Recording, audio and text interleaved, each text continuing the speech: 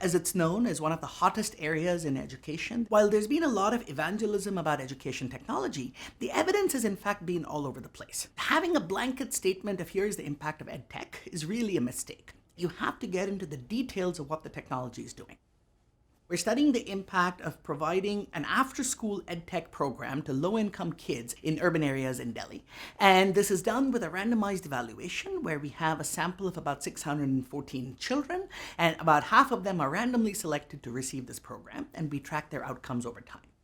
I'm going to show you a figure from this paper. On the x-axis, you have kids in what grade they're enrolled in, and the y-axis is the grade level at which they should be. You have a well-intentioned no detention policy that says kids should be promoted to the next grade even if they haven't passed the previous exam. So if they're making progress at the right rate, they should be on this 45-degree line.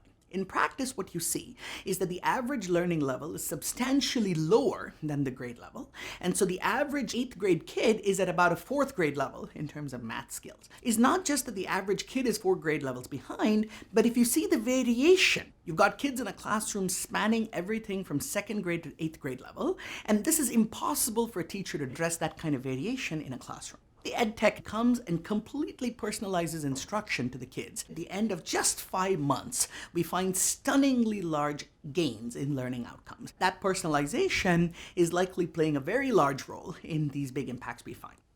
Based on this successful study, we are now trying to expand and scale this up in about 8,000 to 10,000 children in about 40 schools in Rajasthan, and also working in a different state where we're expanding on a larger scale. So we see this first study as much more of a proof of concept that says this is really promising. In my 20 years of education research, there are few things I've been more excited about than the potential of the EdTech.